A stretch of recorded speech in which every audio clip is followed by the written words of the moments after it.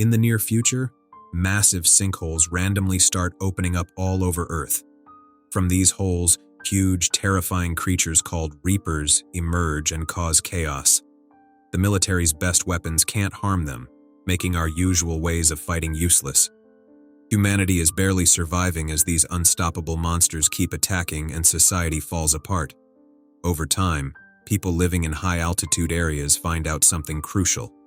At heights of 8,000 feet or more, the scary Reapers can't move because it's too cold for them. This leads to a huge movement of people rushing to live in these high places. There, they start to rebuild their lives and create new communities in the safety of the mountains. 3 years later, in the Rocky Mountains of Colorado, Hunter has built a life in a strong community. One day, curious and wanting to explore, he steps past the 8,000 feet safe zone. Almost immediately, he encounters a terrifying Reaper. His heart racing, Hunter runs back towards safety with the monster chasing him. Just as the Reaper's claws are about to grab him, he crosses back into the safe zone and narrowly escapes. Afterward, Hunter returns to Lost Gulch Refuge, which is home to 193 survivors. When he gets back, his father, Will, scolds him for going beyond the safe zone, reminding him how dangerous the Reapers are and you're on oxygen every night. What if your lungs seized up when you were running away? Hunter tries to explain that he was only trying to find more survivors. Will, sounding very serious, asks Hunter to understand his fear of losing him, just like he lost his wife. Later, while Will and Katie are walking through the forest to hunt, Will tells her about Hunter's recent adventure. Katie understands his worries but softly reminds him that Hunter is the only child in their small group and naturally wants friends. However, with a sad voice, Will shares a deeper fear. Hunter keeps wanting to go beyond the safe zone because he wants to go back to the last place he saw his mother. Meanwhile, scientist Nina is working hard to find a bullet that can pierce the tough skin of the Reapers. She's had no luck so far. That night, Will becomes more and more frustrated as he listens to the constant gunfire from Nina's lab, reminding him of the mission where he lost his wife. His thoughts are interrupted by Hunter's severe coughing. Will rushes to Hunter's room and quickly changes the filter in his breathing machine. When Hunter's breathing gets better and he falls back asleep, Will feels hopeless because they just used their last filter. Determined, he looks at maps and starts planning a dangerous trip beyond the safe zone to find more filters. On Hunter's birthday, Will finds the last box of mac and cheese in their community, a special treat to celebrate. As they cook together, Hunter gets curious and asks why they don't use the radio anymore. Will explains that to save electricity, they now use flags to communicate with other safe places. Hunter feels sad and says it's tough not being able to talk to people anymore, highlighting how important staying connected is. That night, Hunter starts coughing really badly again, so Will has to give him an injection to help him feel better. Once Hunter is sound asleep again, Will heads to see Nina, determined to take action. He tells her that he's going to leave for Boulder at sunrise to try and find more filters for Hunter's breathing machine. Will says he's found a safe way to get there, but Nina, who knows the area well, isn't convinced and doubts his plan. Since Nina's old lab is in Boulder, so Will insists she should go with him because she knows a lot about the Reapers and survived the last trip. Even though Nina hesitates, she admits she was just lucky to escape and reminds Will about his wife's tragic death on that journey. Undeterred, Will doesn't give up and suggests they take a different route through an old mine in the mountains to ease her worries. But Nina argues that the mine could become a deadly trap if the Reapers catch them inside, and she still refuses to go with him. After Will leaves, Nina tries to fix a compass but can't stop crying as she remembers Will's wife's death. Meanwhile, Will asks a neighbor to look after Hunter and goes to the gun store to get weapons. As he prepares, Katie arrives and says she's joining him, despite his objections. Reluctantly, Nina also decides to come along but mocks Katie for being inexperienced and potentially a burden. Before setting off, Will says a heartfelt goodbye to Hunter and promises to return, but Hunter sadly reminds him that his mom made the same promise. The three of them start their journey, but Nina's rude comments to Katie are making Will lose his patience. He tells Nina to control herself. With a sigh, Nina explains that Reapers give off strong electromagnetic signals, and her modified compass can detect these signals within a half-mile. After a long and stressful hike, they reach Elba Fire Road and the important 8,000 feet line. The compass shows no Reapers nearby, giving them a moment of relief as they carefully cross the line and start going down the mountain. A little later, they find a bunch of abandoned trucks and start searching them for useful supplies. They find flares, ammunition, and even a grenade launcher, which Katie surprisingly knows how to use. While looking around, Nina finds a scale from a Reaper and carefully takes a sample, which makes Katie impatient. This impatience quickly turns into an argument when Nina accuses Katie of trying to flirt with Will. Angrily, Katie shoves Nina against one of the trucks and angrily reminds her that it was Nina who led the mission that got Will's wife, who was Katie's best friend, killed. The argument becomes physical, and Will has to step in and separate them before things get worse. As the group keeps moving through the forest, they suddenly come across a herd of wild horses. This makes them realize that the Reapers only attack humans and leave other animals alone. Thinking about this mystery, they continue until they reach the Alta Vista ski area. There, they come up with a plan to use the chairlift to safely cross the dangerous terrain, hoping it will get them closer to the entrance of the mines. At that moment, Nina's compass detects a nearby Reaper, and they see the forest trees shaking ominously. Will quickly climbs to the top of the chairlift, trying to turn on the backup generators. On the ground, Katie and Nina stay alert, ready to defend. As the monster appears from the trees, Katie gets nervous and fires several grenades in a panic to stop it. The explosions light up the trees but do not harm the unstoppable Reaper, which keeps coming toward them.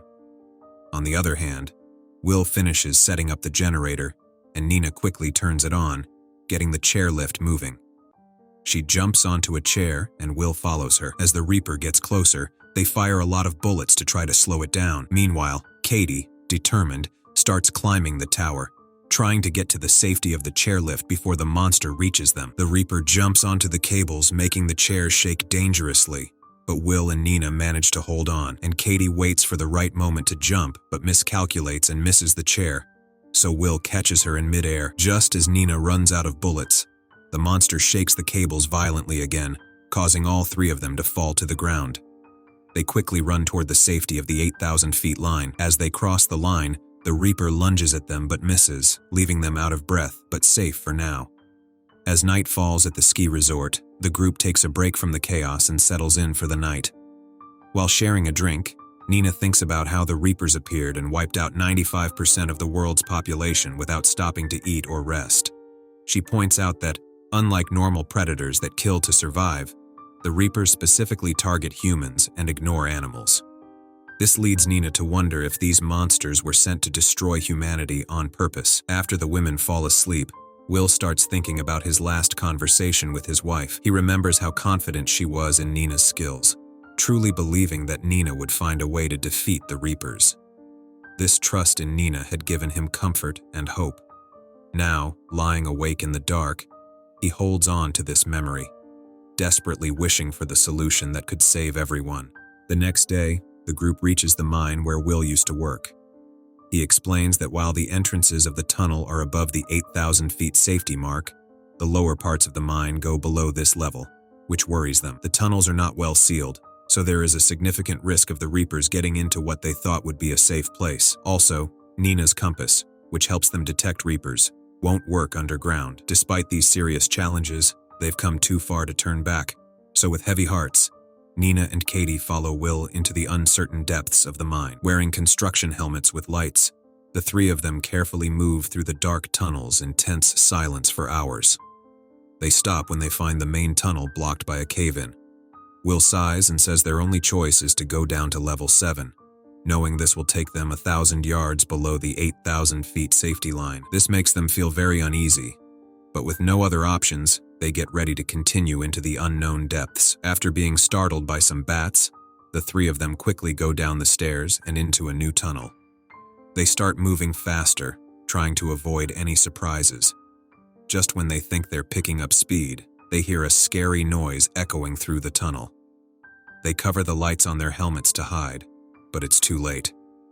A Reaper is already there, staring at them, and the chase has begun. The group starts running as fast as they can, and Katie throws grenades hoping to slow down the Reaper. The old machinery in the tunnel slows the monster a bit. Will shoots at it, but his bullets can't get through its tough skin. They see a hole in the wall and quickly run inside. The Reaper sticks its glowing tail into the hole, so Will throws a flare to distract it. The flare lights up the tunnel and shows them an escape route in the opposite wall. They quickly push the rocks away to crawl through. Will is the last to escape and barely avoids the Reaper's tail, joining his friends just in time. After crawling for a while, Katie comes out into another tunnel and sees a Reaper. The creature's tail moves very quickly and pierces her before she can do anything. Will tries to save her, but he's too late and watches as the monster drags her away. In the chaos, Nina finds a ladder, and she and Will quickly climb it, their hearts racing as the Reaper gets closer. They came out of the mine and run to higher ground just in time. They don't have time to mourn Katie. They keep moving. As night falls, they find an abandoned house and break in to rest for the night. While they eat mac and cheese, which is Hunter's favorite meal, Will thinks about how much Hunter loves it. He gets curious and asks Nina about her old lab. Nina says she might find a chemical there that could make bullets work against the Reapers. She believes the Reaper's scales have an electric charge, and the right bullet could make them explode from the inside. Will, however, is doubtful and finds it hard to believe in what seems like an unlikely magic bullet. The next day, they quickly take the truck from the abandoned house and rush to cross the safety line, driving fast through a town now full of wild animals. When they reach the hospital, they hear strange noises, but Nina's compass doesn't detect any danger. Moving through the quiet hospital, they go up to the top floor and finally find the important filters. With the filters in hand, they hurry back through the empty hallways. Suddenly, a Reaper breaks through the wall, slashing its huge claws wildly, forcing the two of them to dodge frantically. They bump into scattered furniture while trying to escape, each hit causing them pain. Every time the Reaper breaks through a wall or window, debris falls on them as they try to get away. At a terrifying moment, the monster's tail bursts through the wall and grabs Will. Acting quickly, Nina grabs a fire axe and cuts at the tail until the Reaper lets him go. She then opens a gas canister, filling the hallways with thick fog, hoping the dense cover will hide their frantic escape. Seeing this, Will gets a sudden idea and waits for the Reaper to come close. He shoots at some oxygen tanks, which explode and throw the monster out of the window. Even though the creature is lying still, they don't know if it's dead or just knocked out.